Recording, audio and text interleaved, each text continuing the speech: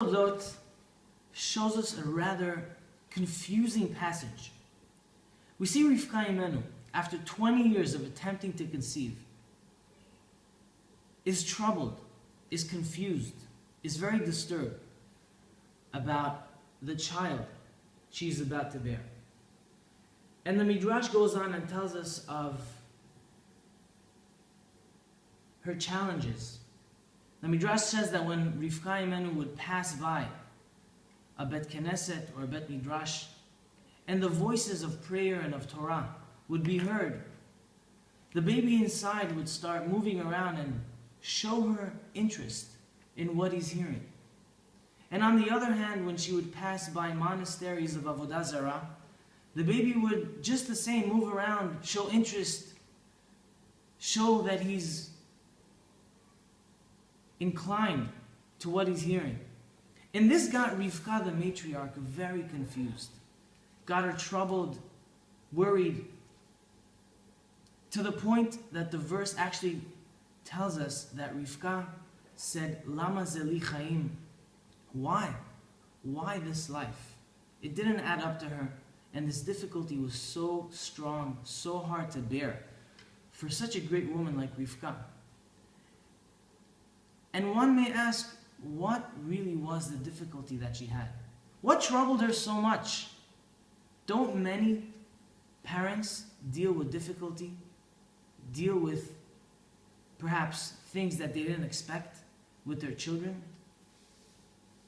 The answer is that Rivka Imenu could not live with this extreme personality that she expected her baby to have. After all, she did not know it was twins. We surely know that it was twins. She had Yaakov and Esav. But for her, believing that she had one child that she was bearing, and that same child would be either an angel, so inclined and moved by Torah and prayer, and the very same child would be so inclined to Avodah Zarah,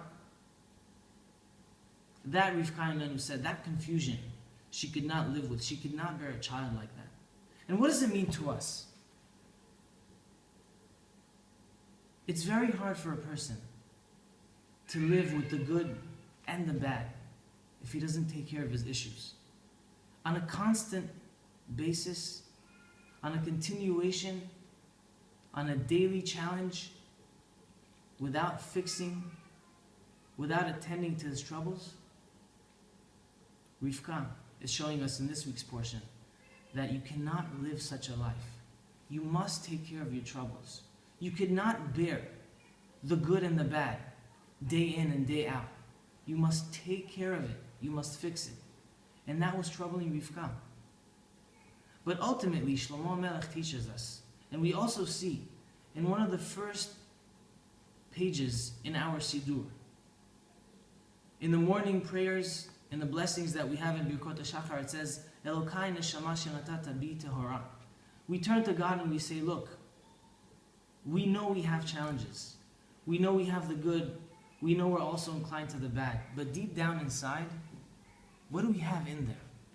Neshama shenatata bi tehora. The seed, the inner being within us is truly pure.